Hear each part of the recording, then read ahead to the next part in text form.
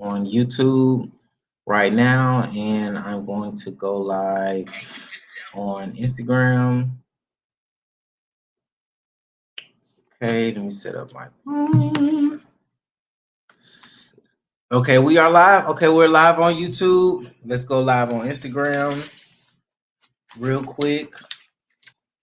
What up, Benji, the Ruler, Street Sweepers, the Mafia, I'm Mob ENT CEO. We are live in the full effect. Y'all already know what time it is. We are currently live on YouTube. We are live on Instagram. Major shout out to all of the viewers who have already tapped in. We have a great, amazing show for you guys today. We have a skilled professional, a serial entrepreneur who is developing real estate and businesses in Kenya, Africa right now. As you guys know, we have been studying and connecting the dots this entire year when it comes to living abroad and our global connections.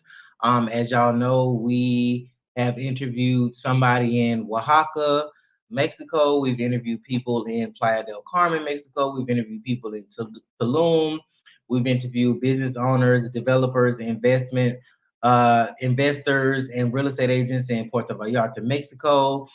We interviewed a shelter owner in Uganda, Africa. We've interviewed people in Sierra Leone. So we're just continuing to develop these connections. And soon, very soon, I have faith in myself, my capabilities, and the team that we're building that we will be able to connect these dots and build something amazing. So in the broadcast studio right now, we have John DeBellotte. I said it right. DeBellotte. John DeBellotte, and he is currently in Kenya, Africa. Y'all know my show is normally from 5 to 7 on Sundays. I had to come and broadcast early because he is in Africa, and I think it's like almost his bedtime over there. So we're gonna go ahead and get the show started.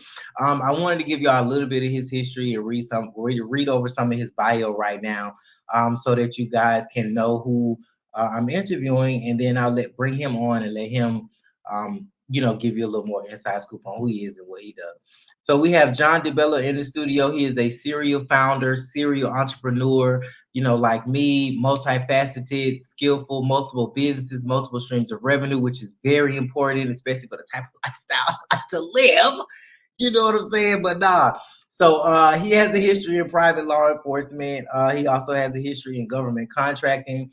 Right now, he is stationed in Kenya, Africa. He's developing real estate and businesses there in Africa. Hey, what's up? What's up, my Instagram followers and friends? What's up, fam? Um, he is developing real estate in Africa right now, Kenya, Africa to be exact. And his investment group is the Black Indigenous People of Color Investment Group. And they are focused on fostering economic growth and opportunities within marginalized communities in East Africa.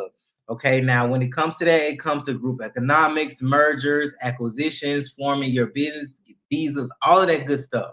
So he's your go-to when it comes to business formation, when it comes to getting your visa over there. And I think Kenya might be one of those countries in Africa that's allowing you to move with no visa. Have they got there yet, or they're in the process? Soon. I knew it was in the process because I think it's like 5 of them. I wrote them down earlier. Um, yeah, I wrote them down earlier. Say Chies, Gambia, Benin, Kenya, and Rwanda right now. No visa Africans can go there. So I've been doing my research, y'all. And on top of the BIPOC, Black Indigenous People of Color Investment Group, that is his investment group in East Africa, Kenya. He also has the Diaspora Freedom Initiative. They are based in the States. They are committed to bridging the gap between diaspora communities and their homelands. He also has developed global, creating sustainable economic partnerships between East African entities and global shareholders. Now that's dope because that's talking about global entities coming together to form businesses and large corporations and investment opportunities. He also, this is one thing that stood out to me. He is also the owner and founder of Golden Lotus Kung Fu Academy. Okay, they concentrate on martial arts and community engagement. This is very important because um, this is a deeper component when it comes to building community, because not only is he, investing in real estate and getting other people to develop in real estate, this also works in the defense mechanism arena, passing things down generations to the children, making sure that they can defend themselves and their children and their children's children. So outside of that, this is another groundbreaking business because he's moving forward, he's pushing forward.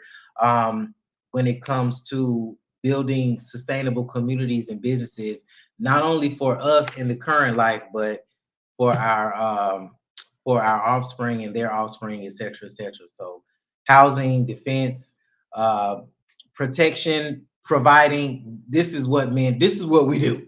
You feel me? So major shout out to him. I'm going to go ahead and bring him on. Major shout out to everybody on Instagram. If you are viewing this, you can head over to YouTube to check the rest of the interview. I'm about to head over to Facebook, give them a little sneak peek. Catch us on YouTube if you want the full interview. All right, let's go. All right, we're gonna go ahead and bring you on. Let's go, Mr. John DeBellotte. We got you. We are live in the full effect. Can you hear me? Hey, how's it going? Everything is great, man. Thank Absolutely. Can you hear me? Yes, we hear you loud and clear. Thank you so much for coming into the Real Right Show and telling us your story, man. Could you let everybody know who you are and where you're from? Yeah. My name is John DeBellotte. I'm from a suburb of Philadelphia called Reading, Pennsylvania. Um, I have been a entrepreneur now. Well, I was an entrepreneur for about 10 years. I probably don't qualify as an entrepreneur anymore by definition. But I've definitely been a founder now for about 25 years. So, so it's been a labor of love, a Yeah. long, hard road, but it's definitely worth it. I recommend it to anybody who's looking into it. Well, I honor you for doing that type of work, because it is definitely the way that you just named it, a labor of love. It is definitely labor, but it is also Yeah, love to be able to go through that and to be front line for not only for yourselves but for your people. And I think a lot of people yeah, don't really look at it like that because it is a high risk job, and you're literally front line getting those resources, getting those connections, making those things yeah, happen. You make the mistake so that other people don't. You're front line with it. It's just not too much outside of that they can say. So let everybody know what yeah, exactly it absolutely. is that you do. Yeah, so our focus right now has been on allowing Black folks in the diaspora wherever they are. So primarily right now, our client base has been African Americans, of course, Afro Canadians, Afro Brits, and actually there's been a bunch of Afro Swedes. Nowhere else in Europe have we dealt with yet, but the Afro Swedes are like on it. So what we've been able to do is been able to connect them back to the United States, and the people who work through us, they primarily want to connect back to I'm sorry, I said the United States, connect back to Africa. They primarily want to connect back to Africa through business. Um, when you approach any foreign country, including the United States of America, if you're from another country as a business, everything is easier, right? So the people who like get that, they're the ones who primarily go through us. And then, there are some who just want to invest in Africa. Right. And then, those folks we take through a syndication route, which syndication is essentially the official form of group economics. Mhm. And then, the ones who actually want to come back, we bring them in as a business, or we acquire a business for them. And a lot of times, what it is it's really a plan of like how to survive on the continent. So what ends up happening is we focus primarily on Kenya, and if they're going to acquire a business, a lot of times it's like a short-term rental, like an Airbnb type of situation. But there's a house that's already in existence, and then maybe it has like some pool houses or some beach houses attached to it, and that's already cash flowing a certain amount of money. And then so a lot of our clients will come in, they'll acquire that business, so they immediately have a place to live and they immediately have Have a income in business. US dollars Yes. that's coming in, so that they don't have to worry about, finding a job and what that job is going to pay in local currency and that type of stuff. So that's essentially, a high level overview of what BIPOC does. Um, as far as, some of the other companies, um, Diaspora Freedom Initiative really helps people primarily in the United States, but we've worked with some Afro Canadians as well, um, to get involved in income streams that will help them get over to Africa or do business in Africa if they wish to. So one of those income streams is, we'll help people become government contractors, and then we'll help them write their first few government contracts. So they kind of get some hands on with seeing how that's done. Um, Now, government and contracts, Kenya, correct? Nope, they're Oh, U.S. government contracts, and then what we do is the strategy becomes prime contracting, right? So as a prime contractor, you're not actually doing the majority of the work. So if you're a prime contractor, then in your bid for the government contract, you've told the government you're going to subcontract the work to another contractor. Mhm. And then you use a subcontractor plan. Sometimes you have to, sometimes you don't. It depends on which, it's called an FAR, but it depends on which rules they use for that particular government contract. But in any case, you would be the prime contractor. You bring in a subcontractor to do the work, and your company is always the contractor, not you specifically, right? So what ends up happening with a lot of our clients, they actually end up being in Africa where the dollar stretches a heck of a lot further. And they have a fabulous life, here in Kenya. Meanwhile, their company is prime contracting the contract back home, In the and then States. a local company is actually doing the work, and it might be the States, because we have done this with Canadian companies as well that are not even in America, and they subcontract to a local American company. So So the concentration but isn't the just specifically for Africa. You're looking more so from on a global scale, being able to right. intertwine, different countries, different businesses. Right, yeah. So and on that side, a lot of people will come to us. Like we just had a client come to us through Diaspora Freedom Initiative, but they're going to Tulum. I hope I said that right. But they're going like in, to I believe it's Mexico. Mexico. But Yeah, yeah. Tulum is on the east side near Playa del Carmen, Cancun. Okay. It's in that Okay. area. Yep. Okay. So yeah, so they went through our program. They did get a government contract. I think it was like not lawn care. It was long care is included. It was oh, I can't even remember what it is right now. But anyway, they mow the lawn, they remove snow when it becomes that season. And then they do all the janitorial. So there was a contract for that. I want to say it was Huntsville, Alabama. Okay. But there was a contract up for that. They got that contract, but they managed the contract from Tulum. So their company is in Alabama, but they're chilling in Tulum, and managing the contract. And then as you get bigger, you can put yourself in a position where you can hire, a president or a CEO or whatever you want to call them. And then obviously it's in their best interest to get more and more contracts, because that's their pay increases with each contract they get.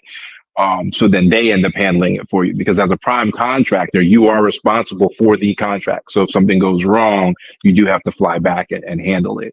Um, but it allows you to have an income stream where if you're not, like tech savvy and all of that, and you don't have like an IT job that's remote, this is like next best thing. You know what I mean? So it's one of the avenues that we present to our clients. We have a funding partner, and our funding partner has about 13 funding options that she offers to clients that just want to like fund their way through it.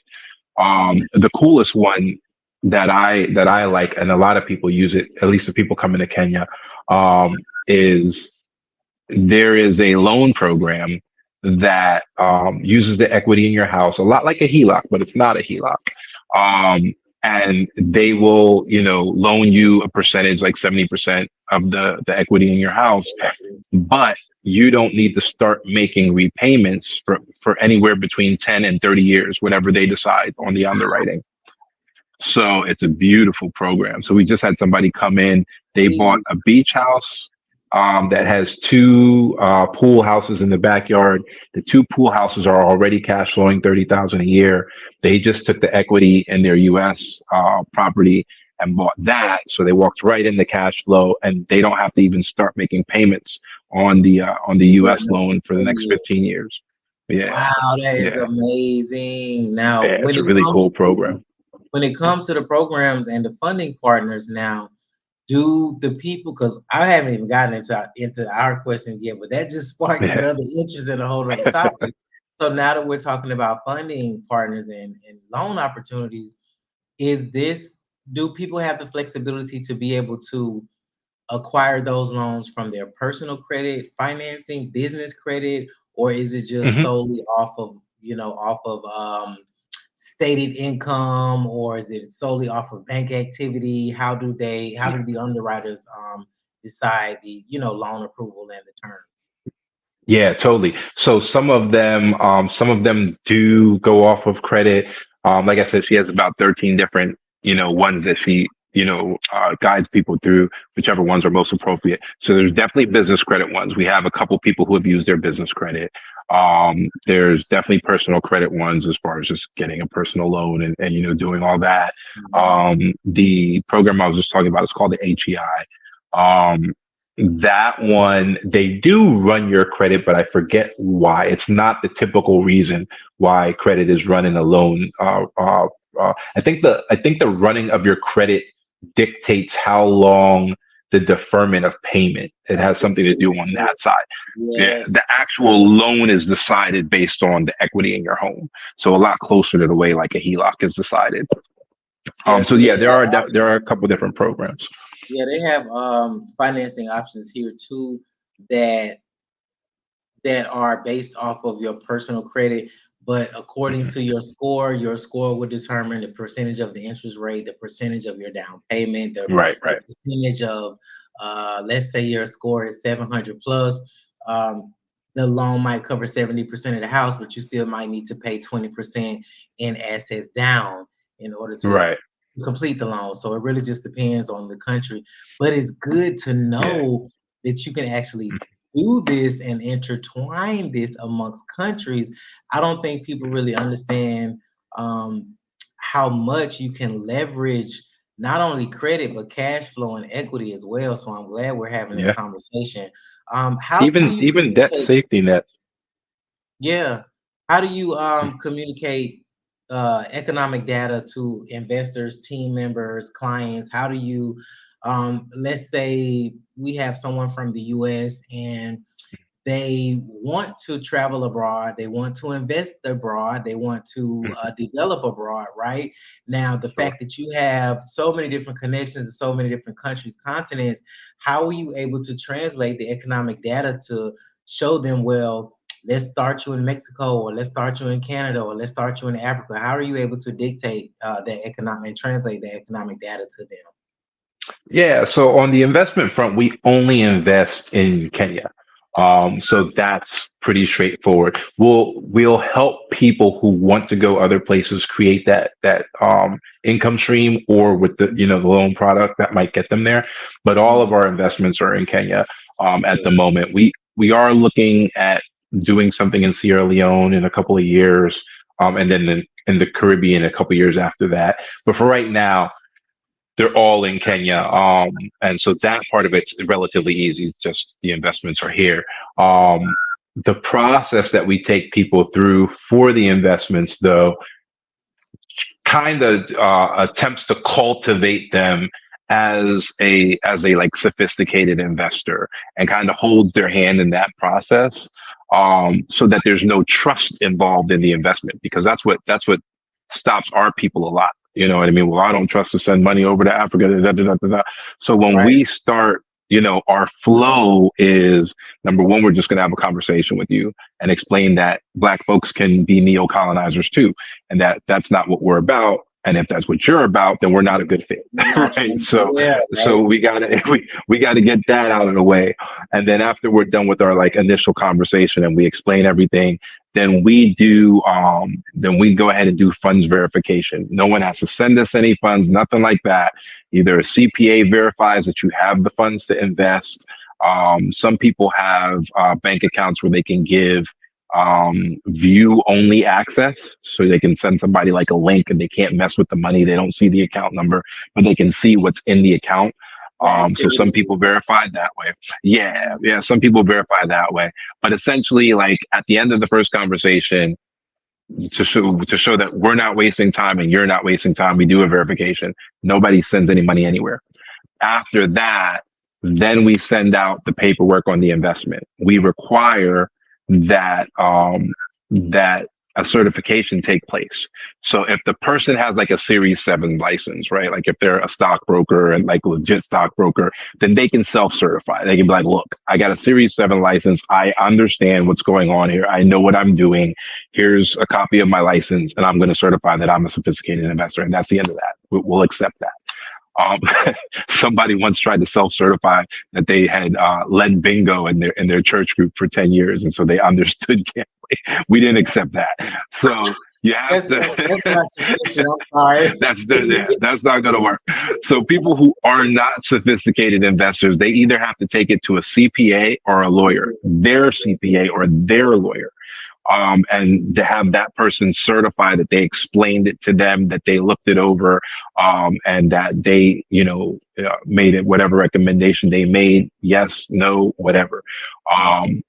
And then that gets sent to us. After that certification is done, then we ask for a pledge. So then it's either the minimum level of investment for that particular investment, or however much money you say you're going to invest in this thing. You make a formal pledge, and your CPA or your lawyer says, yep, you have that much money, and it's not your last dime. Like it's not your life savings, right? And you understand that just like with any investment, there is a chance at loss, right? And so then that pledge sits there in our system until we hit the minimum viable level of investment, right? So let's say that, for example, we're doing an Airbnb project that focuses on digital nomads. We need $500,000 to get it going. It's actually super cheap. So the minimum amount of money that we can execute the investment with, I believe, is like 410,000 or something like that. So when we would get to $410,000 in pledges, then we would do what's called a cash call. We would call all the people who pledged us, and we said, hey, you guys got 7 days as per the agreement that you guys went over and your lawyer went over or your CPA went over, you signed off on. As per that agreement, you have 7 days to actually now transfer the funds, Transfer the in which money. case it starts right then and there, right? So they'll transfer in the funds that they pledged. The development starts immediately. Every month they get an update. They get a newsletter, they get video. Every 3 months, they'll get a call. And then once everything is up and running and everything has been built and developed, then every 3 months they'll get a check. If there's any profit, they'll get dividends. And then we're rolling from there. And then every year, of course, there's a yearly annual shareholders meeting for each group, because they collectively own 70% of the investment, directly in the name of whatever they invested in. So if they invested as an LLC, then the LLC owns shares. If they invested directly, then they own Their shares. personal name or whatever they choose. Right. Right, whatever they choose.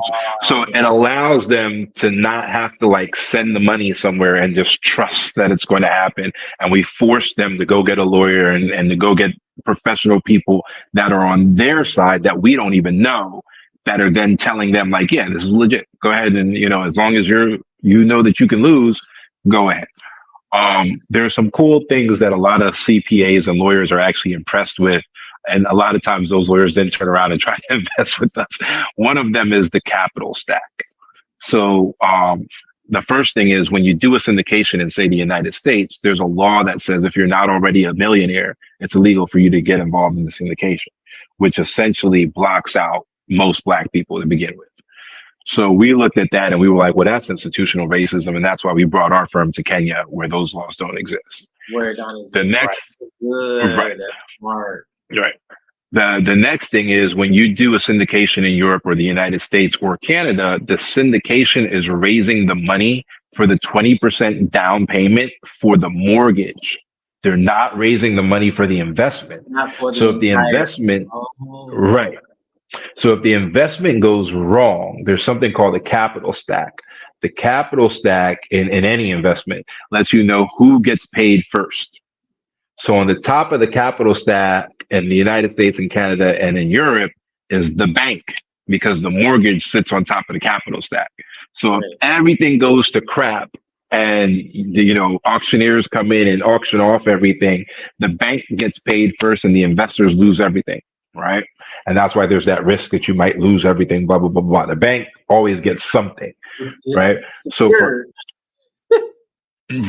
for us, our syndications are the entire amount of the syndication, and there is no mortgage. So our investors are on the top of the capital stack, and their investment is secured by the land that we purchased to develop the project.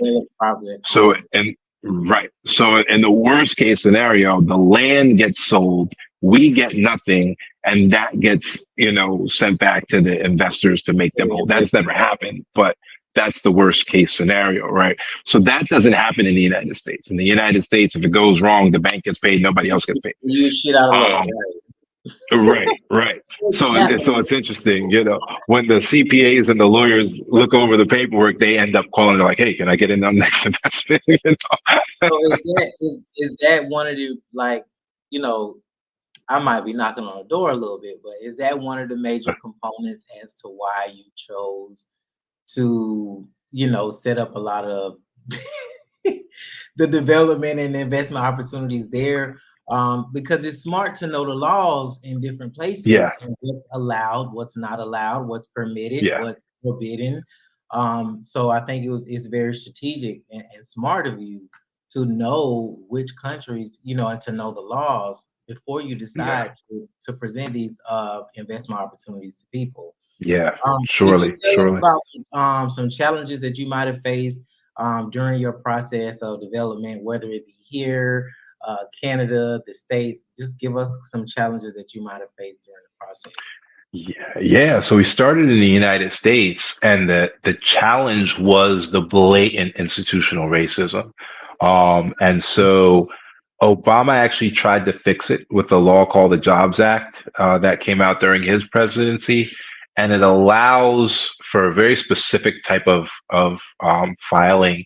It allows for 35 non-accredited investors, but those investors still have to be sophisticated. And an accredited investor is someone with a net worth of $1 million, not counting their primary residence, who has also made $200,000 a year for the 2 years before the investment, and in good faith plans to make $200,000 for the year of the investment if they're single. I think if they're married, it's either 300 or 350,000. So if you were a Black person, which it's only like 1% of Black people meet that criteria, but if you were a Black person who literally hit the lottery, you won $500 million, and you wanted to put $5,000 down on the next Uber, you wouldn't be able to do it, because even though your net worth is now this new $500 million, you didn't make $200,000 for the 2 previous years. And you might not be making $200,000 that year, because now maybe you're not working anymore and you don't actually have income streams. You just got the lottery, right? So it was like, even if you inherited a fortune from your rich uncle, you still did not qualify as an accredited investor. You still could not, get down with accredited investments. And so that was the first thing we did. And we had to learn about that and realize that it's federal law, it's SEC regulation, so it's literally illegal for us to take part in that. And we went that route because it was the best investor class. So routinely, when you deposit your money into the bank takes your money and puts it in a syndication. Syndications make triple figure return on investment, right? Now, what you'll see is you'll see like maybe their ROI is like maybe it's 22% ROI, right? And then they have a cash return, and then they'll have like an internal rate of return. So all these different ways of measuring profit, right? So you'd be like, oh, 22%, that's not three figures. Well, for syndication to be a syndication, there has to be an exit event. An exit event has to be built into the deal. Well, the exit event is always a multiplier, right? So you're going to exit at worst case scenario for us is 3x. Best case scenario is 10x. So you hear people talk about, I want to 10x this, 10x that, right? So 10x is the best multiplier. So if you 10x on the exit, and then the investors own 70% of that 10x, right?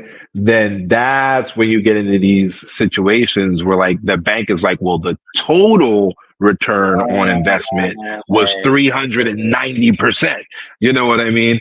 Whereas during the period of performance, right? So during the time that the investment was building, then maybe every 3 months you got a check, and that check added up to 22% ROI. But at the exit point, right, at that exit point, it jumps up to three digits, easy.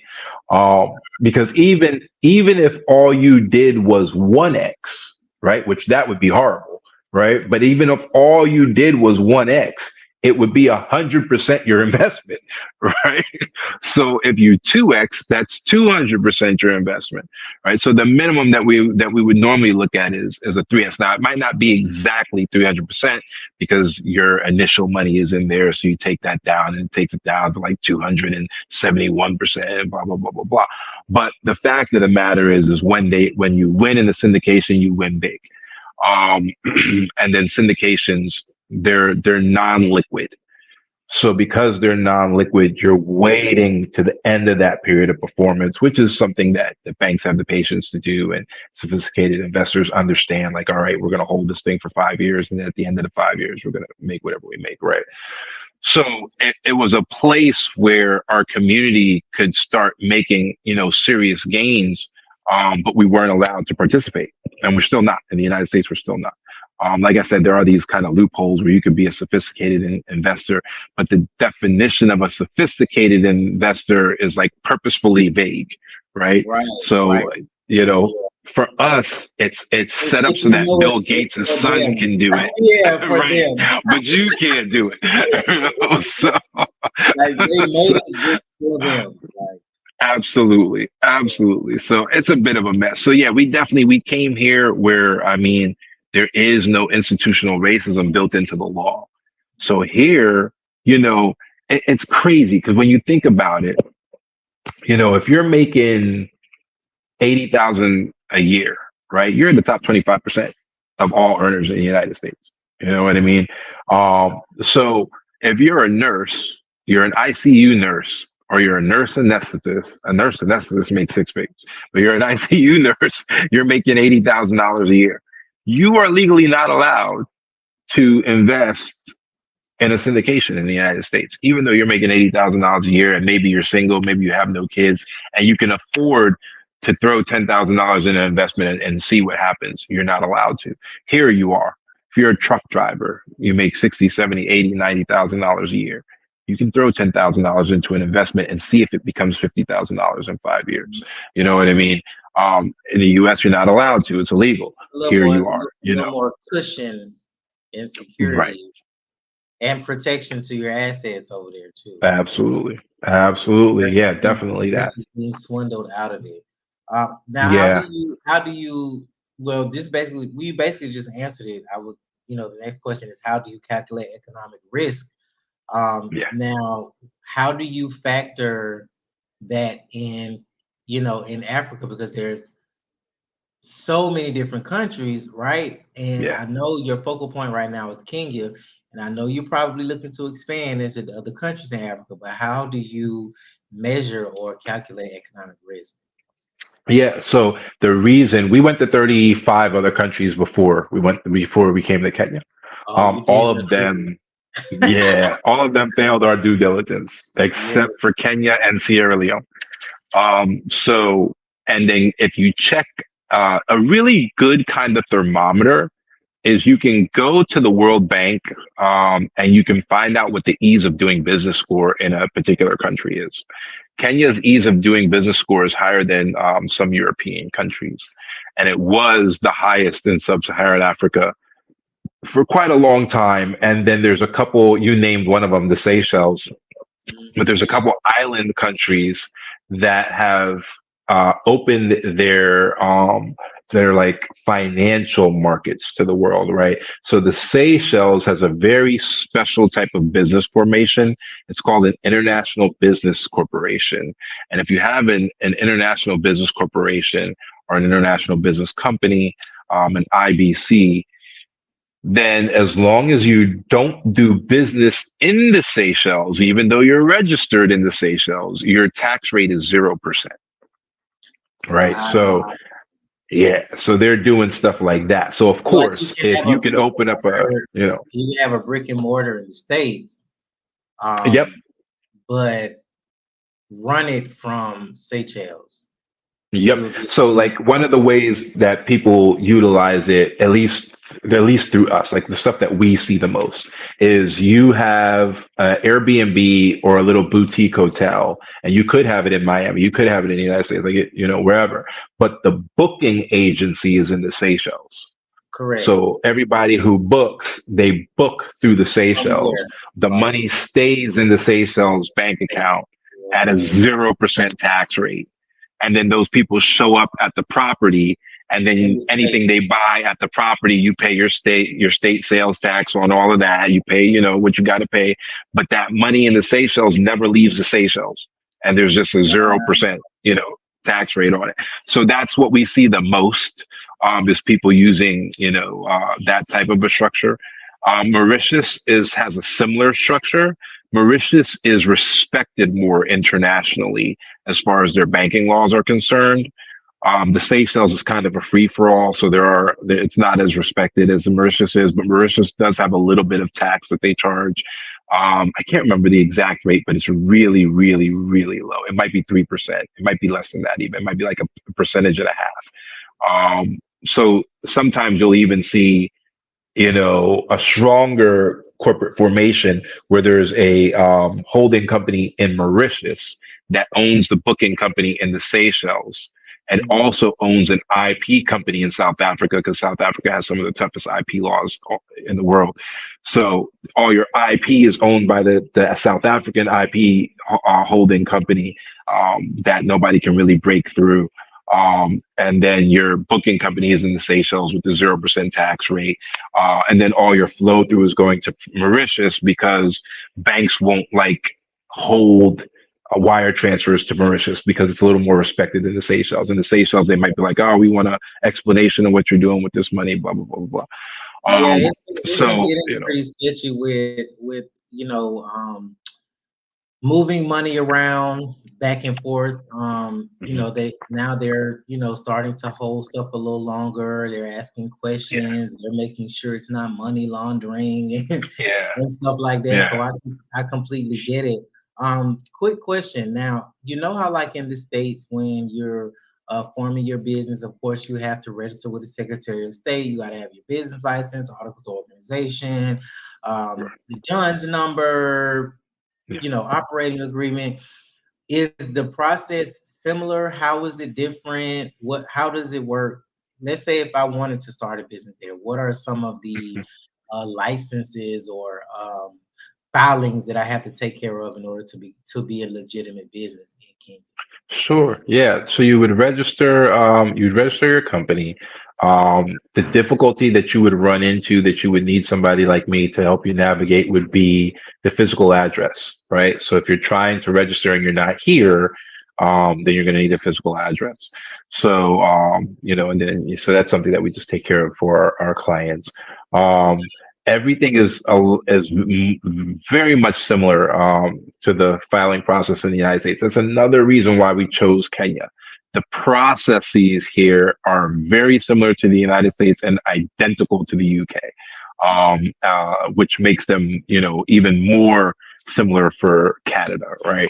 So the closer you are to the UK system, the That Kenyan makes system makes sense. yeah. And so it would be the same type of thing.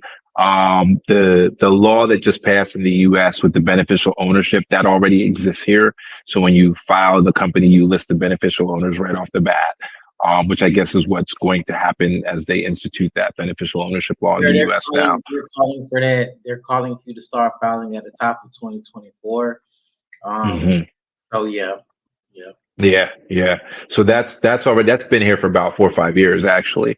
And then that's it. Now your business license is going to depend on what kind of business you're running, right? So like if Okay. it's a pharmaceutical manufacturing company, the license for that is a whole different ball game than an IT company. Um, and so whatever category your business falls into, that's going to determine what your licensing fees are or whether you need licensing fees at all, right? Now, do they have Um, like NAICS codes that differentiate your Not industry necessarily. category codes for businesses or Not really. There are industry codes, but they're not like sick codes. They're not, they're just the codes that they use to figure out which license is required. for your Um, industry or your type of and business? for you, yeah, yeah, Yeah. and that's county by county, right? So, and again, that's if you're going to be brick and mortar. Like online businesses don't necessarily need that at all. They don't necessarily need a license at all. That's Yeah, good to know. yeah, yeah. Business licenses are for physical locations. So, like, So let's say after it you, wasn't a brick and mortar. Let's just say it was an online consulting business, right?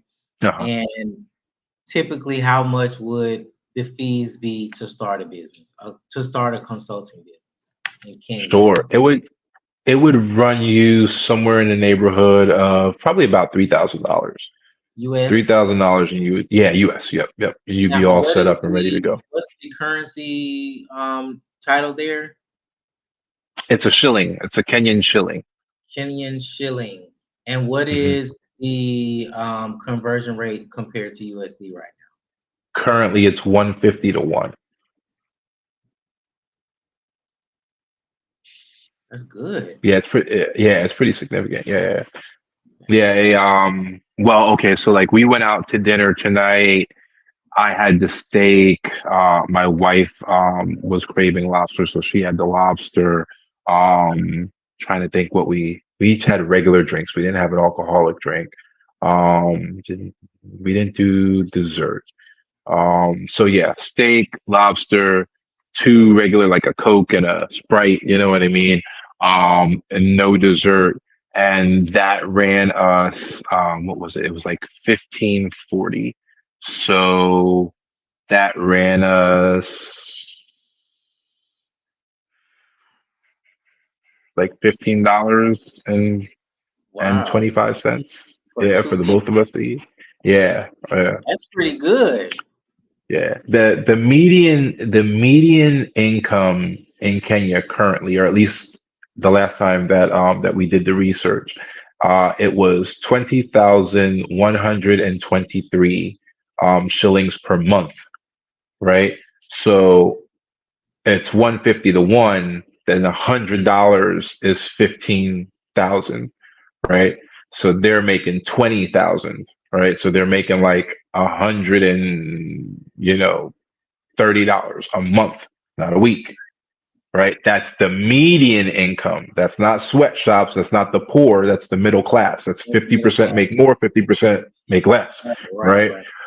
So like my house staff, so like my maid, my private chef, my chauffeur, my gardener, my house manager who schedules everybody's, shifts and all of that stuff. And I am forgetting someone. I can't even think of who it is, but whoever it is, I'm forgetting. Oh, no, I said the private chef. I don't know. I'm forgetting Laundry, somebody. But what's that? housekeeper, laundry. I got a gardener. Yeah, the gardener. The driver, the Oh, gardener, the oh, the security housekeeper, guard. The security guard. security. That's what I'm forgetting. Yep, security. So all six of those would run you 600 a month, and you're overpaying most of them. Easily. Yeah, that's You know still what I mean? more than what So they normally. Yeah, that's still yeah, good. Yeah, that's yeah. good. So your monthly, like including like your house, wherever whatever you're paying for at the house, and your food, you're talking about doing 1,200 a month, and you got a full staff of What's the people average working for rent? you. What's the average rent in Well, Kenya? Let's say for like a give me two. I'm gonna give me two different rates. Give me a average rent for like a one bedroom, one bath, and then give me an yeah. average rate for like a three bedroom, two bathroom house. Okay. So for the one bedroom, one bath, you should be able to find something between 45,000 and 70,000 a month. So that's like, excuse me, somewhere between $300 a month and $500 a month, right? And then for the three, you're looking at like 120 to 160,000. So Roughly like somewhere in the neighborhood. 6, 7 ish. Yeah, yeah, in that neighborhood, 6, 7 ish. You know what I mean? So if you got the three bedroom and then you have the full staff, then maybe you'd be doing like 1,800 a month to pay everybody and like whatever. If you had the one bedroom and a full staff, then you'd be looking at like 12 ish. That's So still not bad. That's still not yeah, bad. it's Still really not really, bad. and that and both of those are at the higher end, right? So Right. both of those, are talking about like places where there's like energy security and the power is not going to go out because you have a backup generator and the whole nine and all Yes. that stuff. You know what I Yes. mean? Like so, and both of those I was thinking about, tourist areas and like Nairobi and like, the big city. So if you're outside of that, like if you live in like Embu, which is actually a really decent city, but it would be considered like out in the village, right? But it's actually a pretty cool looking city. Or if you were, in like Mount Kenya or whatever. So like the local cities, you know what I'm saying? You would do even better in the local cities. So those prices would probably drop by 50%. If you're in a tourist area or you're in like the big city, then you're going to pay, the higher prices. But yeah, I mean, like I said, I was actually really shocked by Embu, to tell you the truth, because when I went out there, I thought it was going to be, like a town, not a city. It's a legit Right. city, like it's a full on city. I was like, wow, all right, cool. But I guess it's like the equivalent of like you got Philadelphia in Pennsylvania, and then everybody knows like it's Philadelphia, even though that's not the capital. Like that's Philadelphia, that's the big Yeah, city, Philly. and then you That's got like yeah, it's like right, Philly, and then it's everything else. right, Like right. But like then you they'll think got about Pittsburgh. You know what I they'll think mean? about And Philadelphia before they think about Pittsburgh, and Pittsburgh is like right.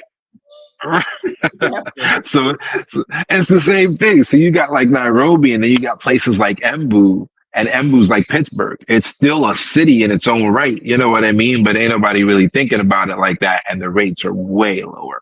So someone who's like repatriating and they're going to live here, they can make that kind of choice. I live in a Yeah. tourist area just because it's easy to find cash flowing property in a tourist area that's cash flowing in US dollars. So when people want to come over here and make US dollars, they're essentially going to need a tourist area. It's kind of like that in But yeah, Mexico as well. A lot of yeah, people will gravitate towards Tulum, Playa del Carmen, Cancun, Los Cabos, yeah, Mexico City, because those are the popular expatriate cities. However, you have places that are still beach towns that are on the more cost efficient side, like right, Pueblos, Puerto Morelos. You have Oaxaca. You have Monterrey, which is closer to the border near Texas. yeah, You have it's just so many different places, but people flock to the tourist areas yeah, because they're more popular. Now, I do yeah, want to ask about the safety. Sure. I haven't heard too many negative stories about Kenya. I do know that they don't approve of the well, a lot of countries in Africa don't approve of the LGBTQIA lifestyle. It is Ah, condemned in most places there. So I just have to incorporate some of these things when it comes to my clientele, because I do have a lot of clientele from the community and I'm a part of the community. So I have to be safe. My mm, people have to be safe as well.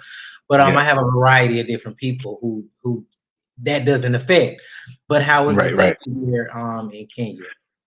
Yeah, so Kenya is one of the few East African countries that they don't have an issue with LGBTQ. Um, so there's that part of it. Some of the other countries kind of like I don't even know how to describe it. I guess they kind of talk stuff on Kenya like, oh, you always bowing down to like, the West. Like the West told you Mhm. to be cool That's with how the they refer to it in LGBTQ and the West. you were cool with it. Yeah. Yeah, Yeah. yeah. So and essentially, they were on some just like live and let live type stuff. You know what I mean? Like whereas like some of the other countries, like it's like there's like a death penalty or like you know what I mean? Yeah, Uganda Essentially is they're not just with like it. Yet. Uganda, yeah, yeah, Ghana, they yeah. are not with Uganda is it. absolutely not with it, and neither is Tanzania or Tanzania as the natives call it. So So yeah, I yeah, refer totally. most of my clients to like the South area, like Yeah, Johannesburg, because it's safer in yeah, that area. And yeah. I don't They get too they would literally be fine here. Like people here, like there's like openly gay people who are like married in Kenya. Like oh, that's good. they I you didn't know know that. Yeah, yeah, yeah, yeah. Yeah, one of the managers at one of the resorts that I go to all the time, just like to eat. I go to their restaurant. Like he's openly gay. He's married to like um I want to say he's married to like a gay British guy, you know what I mean? Like or whatever. So Mhm. like, so like the people have whatever opinions they have on it, but the government ain't doing nothing about it. Ain't no laws about it, ain't nothing like That's that. good. That's good. So yeah, yeah, It's better. The money flows better that way when you don't get too involved into the personal, things that's like it. that. So That's it. after doing so much research and traveling in 35 different countries in the continent, making sure that you have narrowed down to the different areas that you want to build and develop in, and you have that stamp of approval, you're building your audience, you're building your clientele, you're building your empire. Is there anything that you would like to advance your education on, or are there any other skills or fields that you would like to get your hands in, now that the dust is settling? Right, right. Yeah, I am actively studying energy sector. One of the cool things about Kenya, and the more you due diligence Kenya, just the better it gets from a business perspective. One of the cool things about Kenya is it's the UN headquarters of Africa, right? So it really is Nairobi really is the I African didn't know equivalent that of New York either. City. Wow. Yeah, yeah. So because of that, there are certain programs that are available here that wouldn't necessarily be available anywhere else. Yeah, you're So right. under UN supervision, using like a UN member country's what would they call it? Uh, Nuclear property, I guess, like the United States, we can actually supervise the construction of a UN supervised nuclear power plant here. You couldn't necessarily do that in, like, say, I don't know, Togo. You know what I mean? Like it wouldn't even be something that could be talked about. Even a place as big as Nigeria, it's not really something that they can get into Yeah, but in Kenya, because the UN is stationed here and it's the UN headquarters, that's like you an can, extra layer of you know, protection. absolutely, absolutely. And it goes to your security question as well. So I'm really, really, really looking at that sector to see, what's going on there.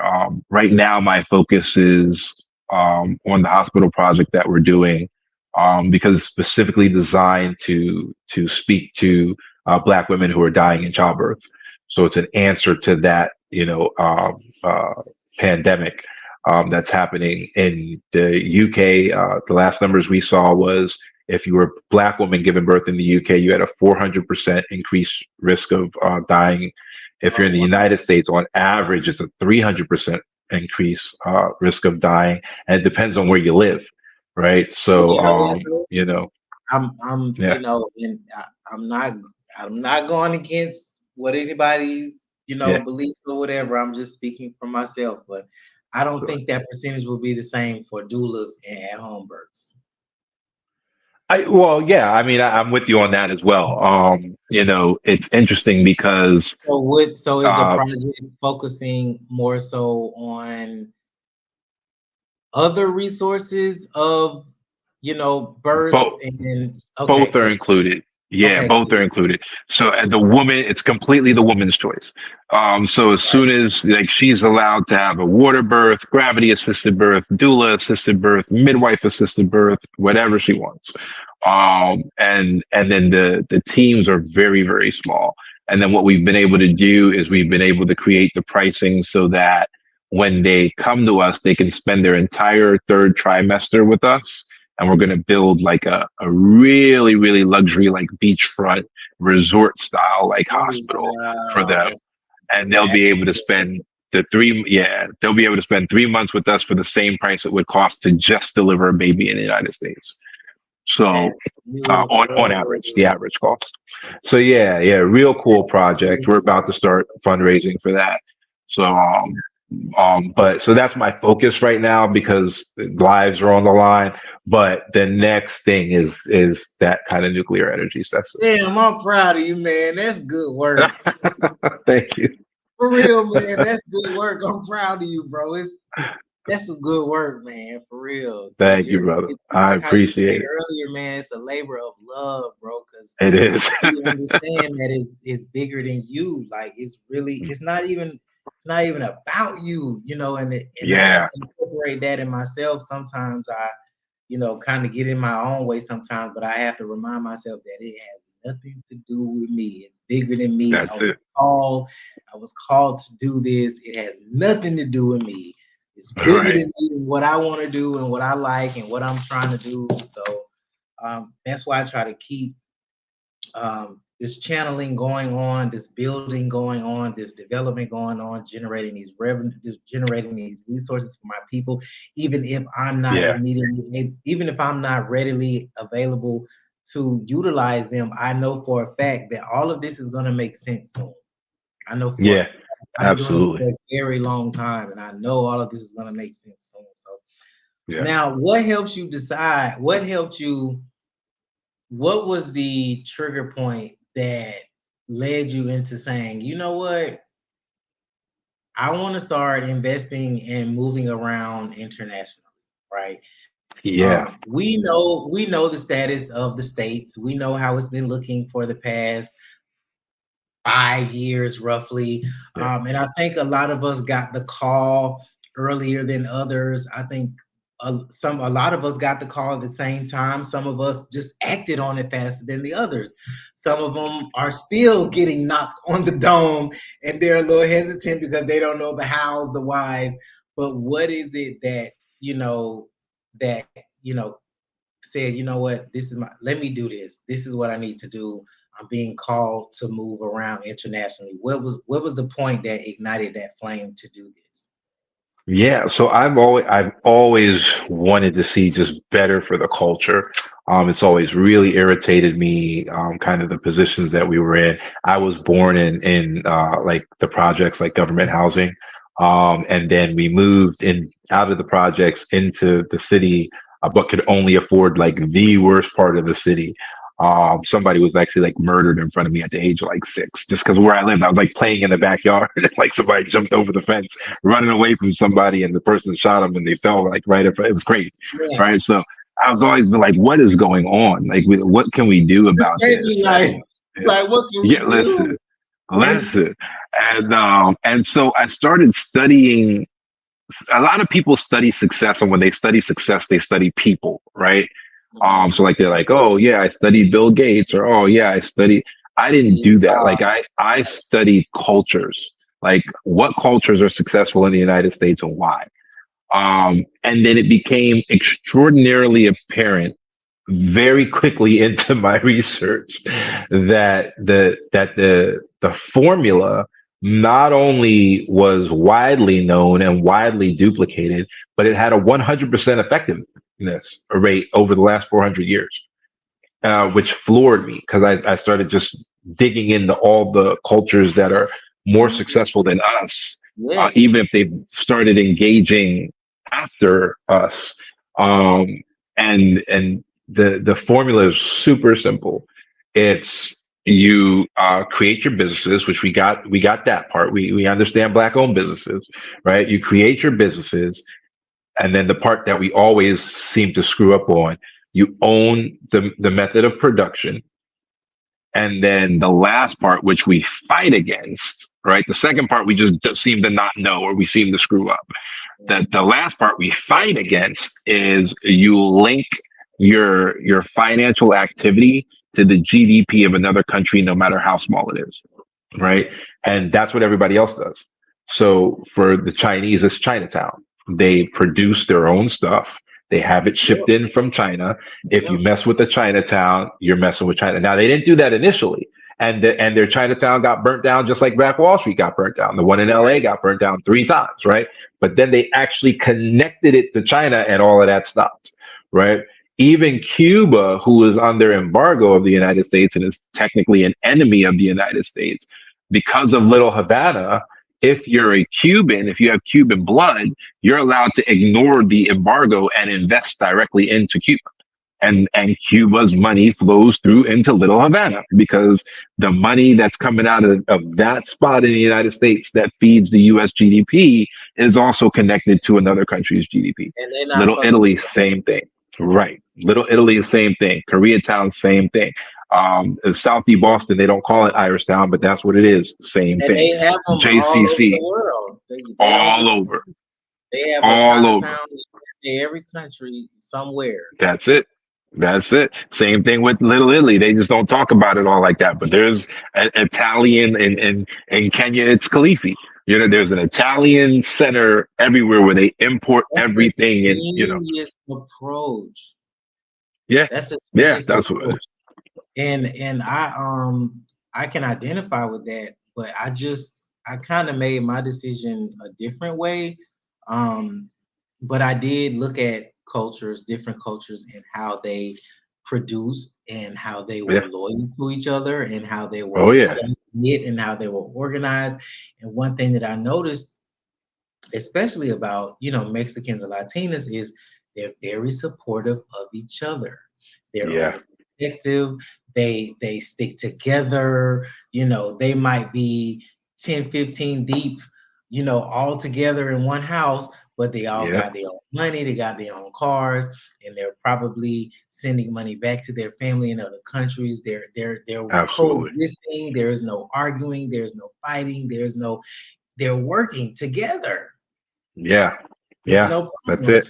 And then physically coming to see it here and seeing it amplified to a whole nother level, it's like, wow, like what is it that our people are missing? Or what is it that's not clicking in their brain? Why can't we? And I'm not saying we can't, because we can. We Right. actually Right. are. I'm starting to see more of it now than before. Right. There are a lot of people who are awakening and who are coming together and who are developing and who are building together. And the topic of today's show is group economics. So you are an example of that, and I'm glad to have you. But yeah, it's amazing that was your way to um that helped you make your decision. You actually Oh did yeah. Definitely. Definitely. you actually did research on how you wanted to do it, and you incorporated those quote unquote business models into your own, and it's working.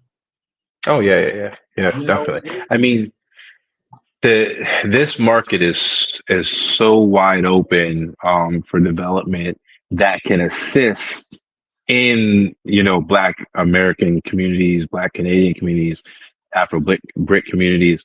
You can open up a loom here, right? You can open up a cotton loom, and it would cost you roughly $600, let's say, for a bale of cotton. One bale of cotton makes something like it's like 1,400 pairs of jeans.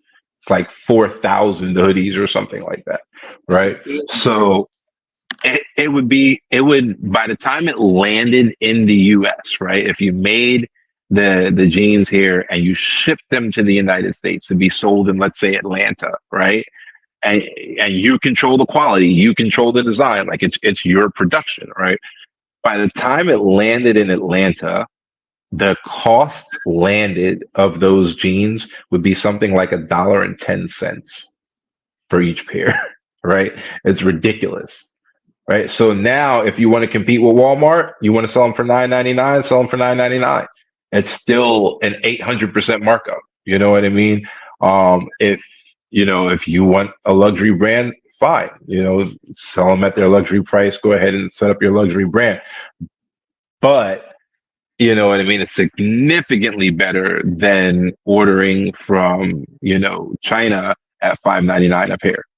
You know what I mean? And then being forced to sell them for $40 a pair, Mhm. whether you were actually focused on a luxury brand and premium pricing or not. Now you have to because you got blank jeans from China at 5.99 a pair, and only if you bought 1,000 of them. You know what I mean? If you And the bought crazy thing 100 is, of them, right, it and was 15.99 a pair. and the crazy thing is, that's what they're purchasing them for. They're just putting us Yep. the name stamp on it, and people are paying for the name. They're not paying for Yeah. the cotton. That's it. They That's it. paying for the name, Yeah. and not no not a person can make their name just as hot, if not hotter. Their Yeah. own, it's just a name. You can make your That's it. own name just as valuable, if not more valuable than theirs. So Absolutely. I want to talk about your other business projects as well. Sure. Are they still running, flowing, or is just your focal point on BIPOC investment group right So BIPOC is definitely the leader right now. But my other companies are still operating. DeBellotte Global goes in the opposite direction. So DeBellotte Global connects African businesses with partners abroad, um, and then utilizes like XM Bank and those sources to assist in that. Diaspora now? Have Freedom you opened a karate Initiative. school in Kenya? What was that? Have you opened a karate kung fu academy in Kenya? No, I haven't opened a branch in Kenya, but I am definitely thinking about it. So that's something that'll probably happen in the next year. Yeah, But yeah, we haven't done that yet. I think that'll be But real over there after that. yeah, A yeah, great outlet. definitely. I think that'll be a great outlet for the kids. Yeah, To get them active, I just think it's needed, for them to have yeah, another outlet. Um, yeah. It's important. have you looked into developing in Mexico? Not as of yet. We haven't looked at doing anything in Mexico yet. We were looking at what's it called? Port Limon. In I believe it was I want to say it was Costa Rica. It was in Central America somewhere. Mhm. Um, it was interesting because somebody had brought it to our attention, and it's like this native black community that was given the port as like reparations for what happened to them in that country. So like they have this entire port city and like the Brilliant. beachfront and everything. Like the government gave it to them, and like they ain't It's turned it on well yet. They're development. not making it pop yet. Yeah. But really really cool little community. But yeah, we're definitely looking to expand over the course of like the next 7 years, and closer to those last two Yes. years we're definitely going to be in the Caribbean, Mexico, and that area. Mhm. But yeah, we're not there yet. Definitely holler at us. We are here. For I'm working sure. with Keller Williams. I've been working with them for a while. I've been doing real estate in the States. And I'm Nice. building my portfolio, doing research, and soon Nice. I'll be licensed. And when you're licensed across the entire continent. Well, the entire country of Mexico, and it's Yeah, large, and the development is booming fast. that's Um, awesome. literally people are moving here, buying up everything, developing everything, and it's, it has its double-edged sword, because you have the people that, some people aren't in agreement to it, because now they're having to pay more and the wages aren't going up. And then you have some Right. people who want the money, who aren't complaining because they're getting paid. And then you Right. have Yeah. some locals who are being pushed out of their areas, and Mhm. they feel some type of way about it. So, do you Yeah. face any of those issues? There do Is there some type of, like, because I know, even though it's our people, um, Right. do you feel like they still look at you as a foreigner, or like, here they call you a gringo, but Right. do they Right. look at you as like an American, like not black brother, but an American with money? Do you get side eye? Like, how is that? No, but that's largely because I planned for it and I created systems that are inclusive. So for me, there's always like a town hall meeting. There's actually always three of them. So the first town hall meeting is always with the local people. Media can be there, but they're not allowed to speak. Government officials can be there, but they're not allowed to speak. Only the people. Only the local people can speak in the first meeting. Yeah. The second meeting, only the county government officials can speak, and the people can always speak. Mhm. And then in the last meeting, all stakeholders can speak, which normally means like the federal government, like the central government, whatever, can come in Mhm. and say like what it is they need and what it is they want, and what they're looking for. Once that's said and done, when we create a company, we put a special clause in the bylaws, and the first part of the special clause isn't all that special. Most good people have something like this in their companies. Whereas the employees work at the company, they get shares in the company, right? So it's like an employee stock ownership program, right? Mhm. However, what the clause dictates is that once the employees vest, it triggers a clause that allows them to buy us out of the company, and there's nothing we can do about it. We do retain right of first refusal. So if you buy us out and then you try to sell it to China, you have to offer it back to us at the same price that China's buying it, Okay. right? Wow. But you can buy us out, you can take over the company, and we got to go do something else. It is what it is. It's your country. You do what you want to do with it. So that makes sure that if at any point in time the people are like, That's you know kind of what, we don't think good. this guy is good for us. Yeah, we don't think this guy is good for our country. We don't think this guy is good for our you know what, just buy him out. He's gone. And there's nothing we can do about it. It's written into the bylaws of the company. So as soon That's as they kind want to of get rid of us, good. they can. You know. So yeah, and it keeps everybody kind of honest, even the politicians, because we'll go to the politicians and we'll say, "Hey, we want to do this thing. Do the people want it? And what do the people actually want?" And the politicians will always tell us what they want, and then we refer back to the You first will meeting, and we're take like, up "Well, we the- spoke to the people, and the Yes. people said they want." You know, and then all of a sudden, things change and the I politicians think fall in line. that eases things out too. It does. In my perspective, just, even though, um, I haven't started developing properties and stuff here yet, but just, on the scale of what I'm doing, I'm noticing that, supporting the local business and communicating with the local business and asking for their input, and, building with them makes a large difference in, Yeah. the productivity of me and my business in the community, because it lets them know that I am concerned about them and I'm honoring their wishes, and I'm concerned about their well-being and the productivity of their business and what they have going. I'm not being selfish here. Yeah. It It's also not just, lets us be, like, oh, I'm paying you for this and you have to do this, and oh, I have right, this and right, whatever, just do it. Like, no, it's not. We're not moving like that. So right. yeah, That's definitely, absolutely yeah, right. yeah. And it also helps us beat China because they don't play fair per se, and not that anything is ever fair in business per se. You're always looking for an unfair advantage, but China normally props up its businesses with their version of like the Federal Reserve. So like the Central Treasury of China is just pumping money into their businesses. And so what they'll do is they'll drop the rates to where they're losing money because they don't care because it's not their money. And they'll lose money on purpose, drive everybody else out of business, and then they'll raise the rates way higher than they were before, and no one has a choice. They're the only game in town. So with us, because our employees own the company, they'd be cutting their own throat to go deal with the competitor. So China can come and try to bully us out, and still China don't nobody give in a the community will do China anything don't with give them. a Yeah, damn. They don't yeah, give a damn, bro. When I tell you they yeah. don't, it's That's crazy. wild. It's crazy how you just pinpoint that like down to a T, because that is exactly what I've been witnessing. I'm talking about Yeah, they will kick in the door and have you thinking you get a deal, that you got a yep, deal.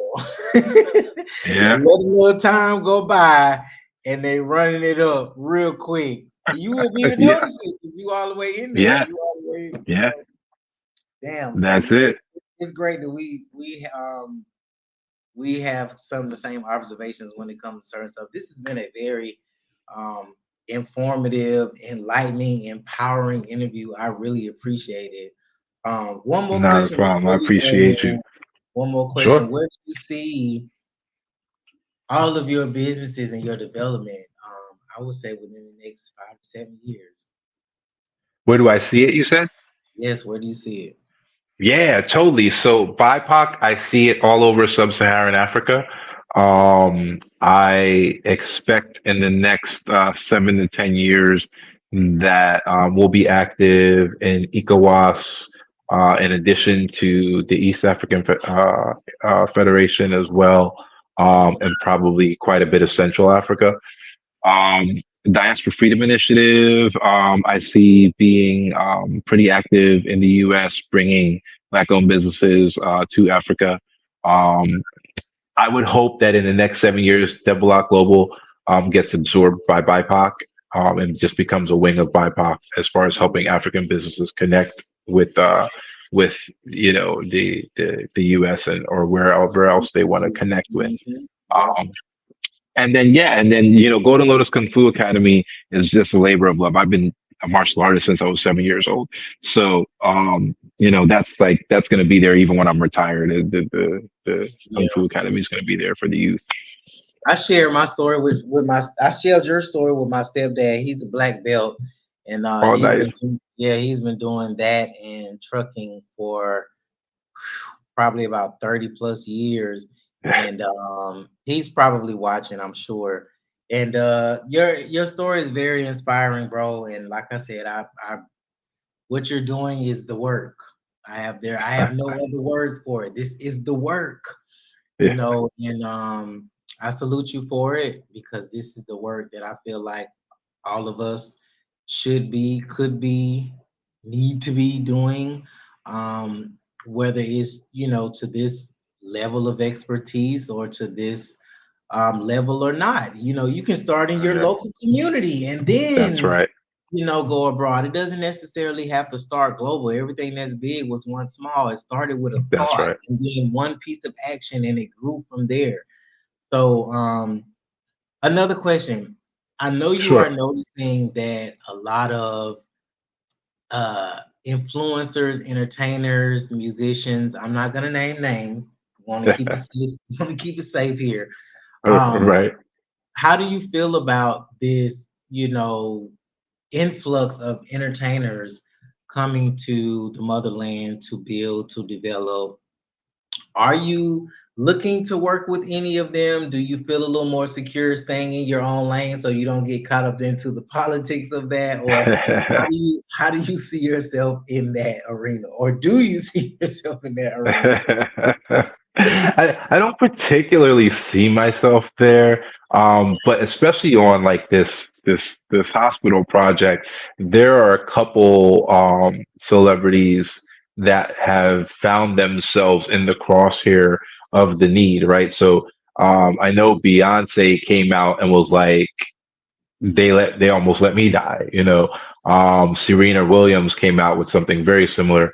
Gabrielle Union came out with something very similar about the surrogate she used, for her kid. So I know there are some, like, I mean, it doesn't get much bigger than Beyonce. So I know there are some, celebs that were affected directly by the maternal mortality crisis. And sure, I would definitely love to work with them on getting the hospital up and running, in that regard. As far as anything else going on, the biggest thing, and probably the biggest part of the initial conversation that I have with people who want to invest like that, there's two kind of things that I always want them to understand. Syndication is one of the few forms of true passive income. By law, if you're an investor in a syndication, you cannot have an active role in the syndication. So if you're the host of the syndication, like BIPOC is, then you have to do all the work. If you're an Right. investor, you do no work and you just get checks in the mail. And that's Right. that's a legal standard, right? So that's the conversation that we have. But the other conversation is that you can adversely affect the community if you enter that community the wrong way, even if you think that you're helping, right? So it's really, really important that we understand that just because we're black doesn't mean that we can't colonize as well. And even with the best of intentions. And so, that conversation and, kind of explaining how that works and giving examples, is one of the pivotal conversations, that I have with everybody. So that would end up kind of dictating whether I dealt with any kind of, celebrity concerns. Do they understand the impact that they're going to have in the community, and are there safeguards in place to make sure that the community can kind of, pull the plug if it's not affecting them, in the proper way. So, I would maintain, those standards for whoever it was, whether they were, famous or not. Now, I want you to be able to explain, once again, the services you offer, the price point, or your Sure. contact information, whatever it is, whatever services, products that you provide. Again, and then give them your contact information. Sure, sure. So we host syndications. The minimum level of engagement for a syndication is normally $10,000. And the next small syndication is an Airbnb, a luxury Airbnb that is targeted at specifically at digital nomads. You can request information on that at team at bipoc.co.ke. So team at BIPOC.co.ke. Of course, we have the big hospital project that we're talking about. The minimum level of engagement on that is 100,000 US dollars. We need $50 million to build that hospital. It's a huge, huge project. And people can come in as groups. They can come in and create a LLC and hold a group, and then come in at that minimum level of engagement through their LLC with multiple members inside. So that happens quite often. We also do for one-off people mergers and acquisitions. So if you're looking to come to Kenya as an individual, live on the beach, quit your job, and have your property cash flowing, we will acquire a property that's cash flowing for you, throw it into a company for you. We will make sure that you have your visa, your permits, your permanent residency, and all of that before you even get off the plane. All of our clients have all their documents done before they even get in the country. So when they get in the country, everything is squared away already. And they already have, income coming through. So that's what our mergers and acquisitions team done. And you can still reach out to them at team@bipoc.co.ke. Diaspora Freedom Initiative will help you set up a company in the United States, become a federal government contractor, learn how to sub that contract work out to someone else to actually do the work for you, the majority of the work for you, to create a six-figure stream of income for you. And we have an upgrade package where we will write those initial bids for you, so you can watch us, write the bids, and you can learn how to write the bids the proper way. Um, that is diasporaltd.com, diasporalimited.com. So you can reach out to us at that website if you're interested in learning how to do GovCon as an additional stream of income in order to expand your free time, buy back some of that free time and start working on your dreams. Or if you're looking to expand your existing business into Africa, Diaspora Freedom Initiative does that as well. DeBellotte Global is African facing, so not really the target audience of this podcast, but yeah, I mean that's You essentially what never we do. We know. help. There's Got a that. wide So variety of different people that watch this show. You'd be how about it? surprised. How about it? You never know. You're absolutely right. Hear One of some of the, my I guess one of the, sponsors in the cut, like, and, yeah. if they do, if anybody does, if anybody does, come at you through via email or via DM or via social media, just don't forget your boy. Of Got course, me. we got you covered. I got one more question though. Okay, so Sure. you were saying the visa permit and the residency situation.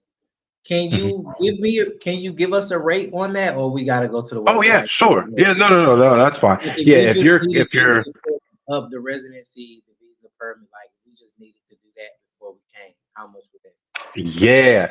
So if you're coming here and you want all your stuff done, all your like your immigration stuff done before before you were to arrive, it would cost 3,000 to get that done, and you would wanna hold, and it depends on how many people are coming, of course, but you would want to hold another like 2,000 on you because when we get your permit approved you have to pay it's 100,000 Kenyan shillings. So you do the math back from the 150 to one, right?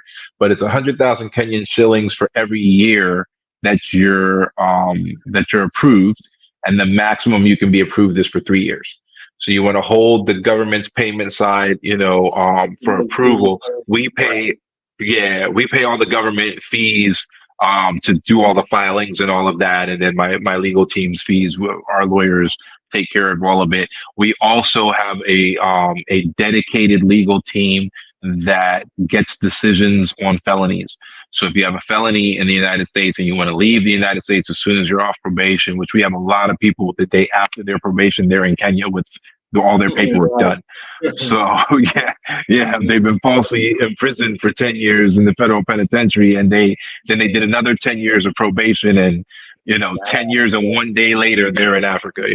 So we have a team that takes care of that and gets you in, even though you have the criminal record.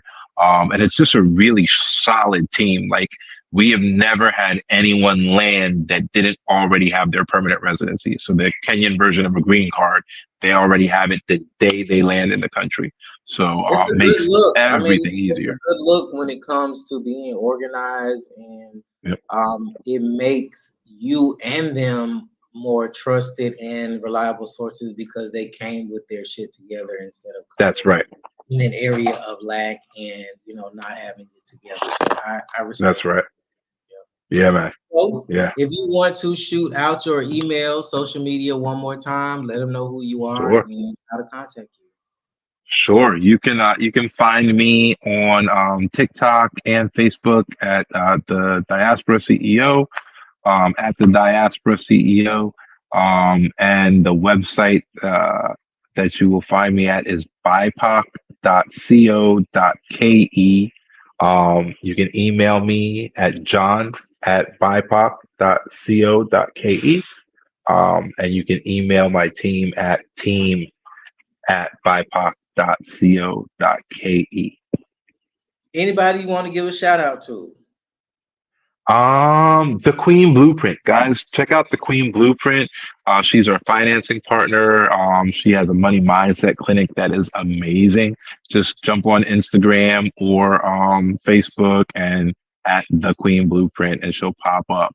Super, super, super cool business. Great financial expert. Great mortgage expert as well. So yeah, definitely reach out to her. She does all of our finance stuff, including the loan I talked about earlier, with the deferred payments, the 10 to 20 or 30-year deferred payments. At the Queen Blueprint, Uh-huh. spelled directly like that.